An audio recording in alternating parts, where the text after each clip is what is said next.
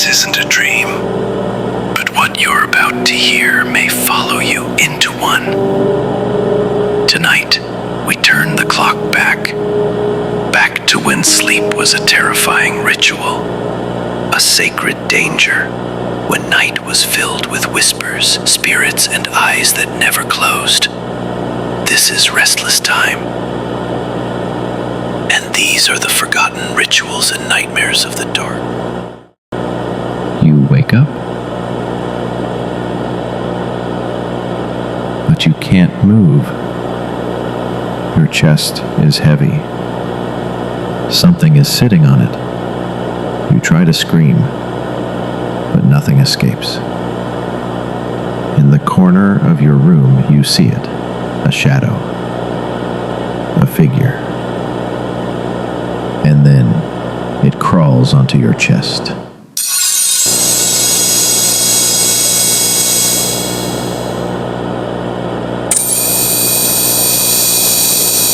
Across centuries and cultures, the experience was always the same, and so was the blame. A demon, a hag, a night spirit, a cursed presence that rides your chest and steals your breath. In Scandinavian folklore, she was called the Mata, a creature who slipped through walls and sat on your ribs. In Germany, they called it the Alp. In Newfoundland, the Old Hag. People believed she drained your life essence, that she could even make you stop breathing. That's why they said, never sleep on your back. In 1671, a midwife's charm was found hidden in a cottage wall, a circle of salt, a dried frog, and a prayer etched in Latin, Protege me nocte, spiritus tenebris. Protect me at night, spirits of the dark. Medical texts from the 1500s labeled it incubus nocturna, a real diagnosable condition. And the prescription? Prayers, charms, and in some cases, exorcism. There are still cultures today where this fear persists. In the Philippines, it's called bangungot, sudden, unexplained death during sleep. In Laos, men have been known to sleep in groups, out of fear that if they sleep alone, the spirit will come. They say she still comes, especially if you sleep in silence, especially if you don't believe. Would you sleep after this? Oh, sleep in the year 1260 was to take a risk not just of the body, but of the soul. In medieval monasteries, sleep was treated with caution.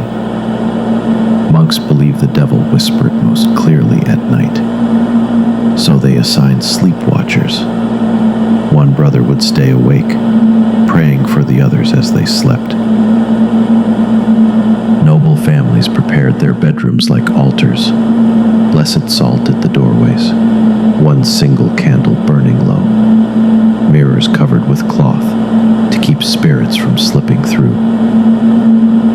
Before bed, they whispered the same prayer. Before I drift, let spirits stay, not to harm but guide the way. Let no shadows pass my breath, nor leave me marked with waking death. These weren't poems, they were rituals. People believed that sleep was a form of spiritual travel, and if you didn't protect yourself, you could come back changed. In southern France, a noblewoman reportedly woke, screaming every night at 3:33 a.m. She claimed to see her husband, who had been dead for 11 years, standing over her bed. She eventually stopped sleeping, and then she stopped speaking. Dreams were not just symbols, they were maps, omens, sometimes curses. In the writings of Hildegard von Bingen, a nun and mystic of the 1100s, dreams were sent by angels, but twisted by demons. She documented visions of figures with no faces, and screams that echoed even in waking hours.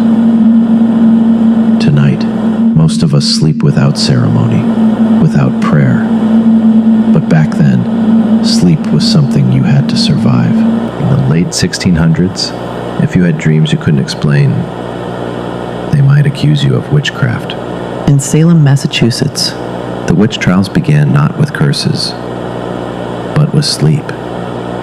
With young girls waking up screaming, speaking in tongues, describing visitations, of dark figures standing at the foot of their beds and voices whispering names.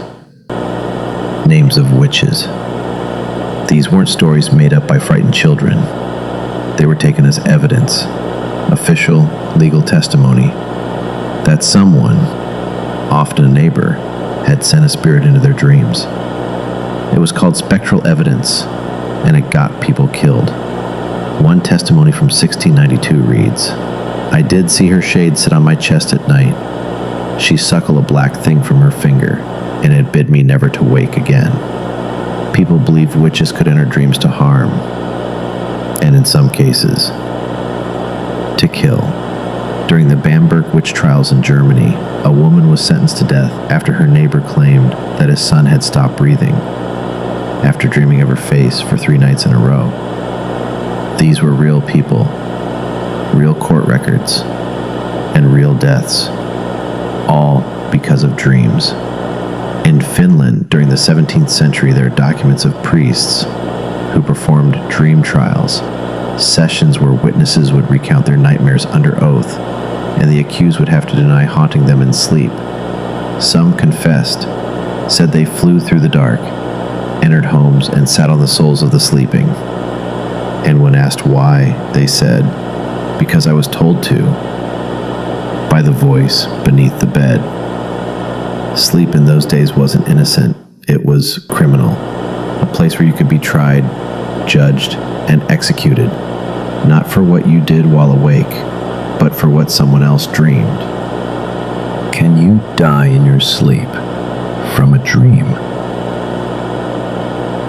In some cultures, the answer has always been yes. The Philippines has a word, bangungot. It means to rise and moan in sleep. And it's more than a nightmare. It's sudden death. Healthy young men, often after eating heavily or drinking, went to bed and never woke up.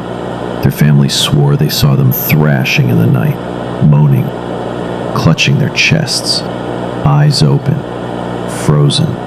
Doctors blamed it on cardiac arrest, but villagers, they blamed a spirit, a creature that visits in dreams and pulls the soul from the body.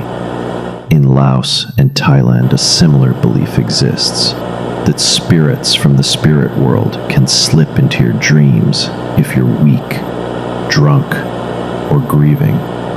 Men have been known to sleep in groups, side by side, to protect one another. They believe the spirit won't attack if someone's watching. There's a medical name now, sudden, unexpected, nocturnal death syndrome. But in the 1980s, it terrified entire communities of Southeast Asian immigrants in America. Dozens died in their sleep, with no signs of illness. Some left notes. One read, "If I sleep, the thing will find me again. I can't run in the dream anymore." In ancient Japan, samurai practiced a form of sleep preparation called shinimondo, the death circle. They believed if your mind wasn't at peace before sleep, you'd enter the spirit realm unprotected. And among the Ashanti people in Ghana, dreams were doorways to ancestors, to gods, but also to trickster spirits who could steal your breath. That's why dream interpreters were often more powerful than healers, because understanding a dream could save your life. Even in modern sleep labs, people sometimes jolt awake in terror with no memory of the dream, just a feeling that something was trying to pull them under. What if they were right? What if there's something in our dreams we're not meant to see? And it sees us back. Thoughtful. What if it wasn't just the dream that haunted you, but the bed itself? Across centuries, people have blamed nightmares, even death, on objects, on cursed pillows, possessed cribs, Beds that moved on their own. In 1823, a woman in Dorset, England, was found dead in her sleep. Her neighbors swore her four-poster bed was cursed. Rhetorical question. Why? Because 3 tenants before her had died the same way, all within a month of moving in. The mattress was burned, the bed frame buried. In Venice, an aristocrat claimed his bed Whispered to him. that it called his name in voices that weren't his. He wrote, "It is not made of wood, but of watching eyes." Cautionary. Victorian mourning guides warned widows not to sleep in their marital beds for fear that the grief would invite the spirit to return and grimly rot the living flesh. Antique cradles were often chained shut at night, not to keep children in, but to keep something else out. One diary from 1847 read, "He cries each night at 2, but when we rush to him, he is laughing, eyes wide, as if looking behind us." Thoughtful. And in Japan, the concept of tsukumogami warns that even ordinary objects, if left long enough, can come to life. A futon used for over 100 years could become animate, and if treated poorly, gravely malevolent. In some Appalachian communities, people refuse to buy second-hand beds. One story tells of a woman who, after sleeping in a found bed, woke up every night with bruises shaped like hands. No one else lived with her. Even modern ghost stories often begin in a bedroom. A creak, a shift of weight, an impression in the mattress that shouldn't be there. We like to think our beds are safe, but what if they remember? What if they watch?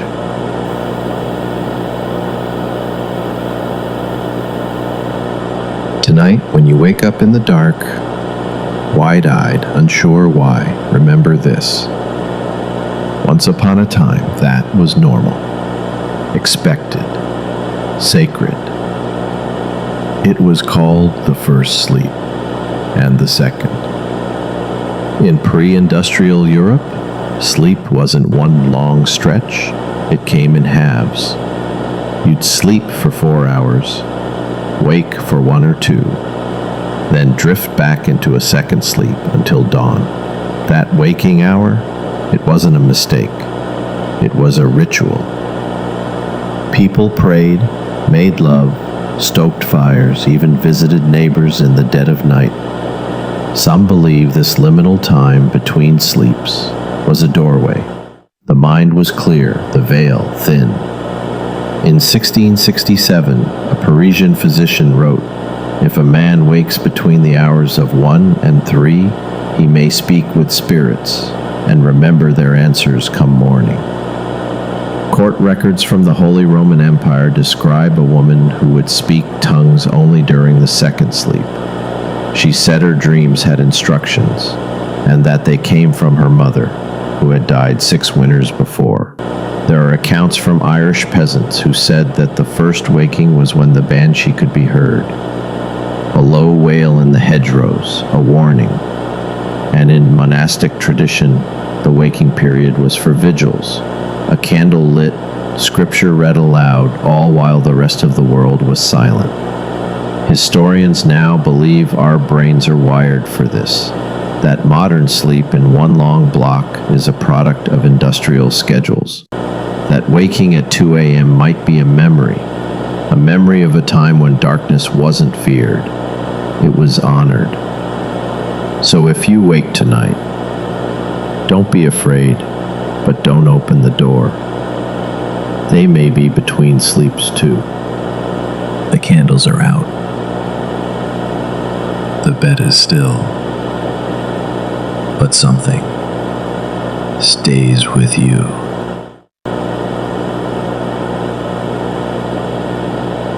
You've woken from the dream, and yet the feeling remains heavy, like someone was there, watching, listening. Ancient cultures believed that nightmares weren't just fragments of the mind, they were echoes, leftovers from another realm. In Tibetan lore, dreams that repeat are said to be messages. If ignored, they grow louder until they cross over into waking life. In medieval Spain, it was believed that a nightmare was not complete until it was spoken aloud, until it was purged. Otherwise, it stayed with the dreamer, and the next night, it returned. Today, we call it anxiety, sleep disruption, but maybe, just maybe, we are still haunted, not by spirits, but by memory, old instincts, old rituals our bodies haven't forgotten. That's why, even now, in modern beds, under modern roofs, we wake in the dark, heart racing, eyes scanning shadows. And we tell ourselves it was nothing. But what if it was something? Something older than words, older than light. A whisper in the blood. A story passed down through time that only returns when we sleep. This has been Restless Time. Sleep if you can.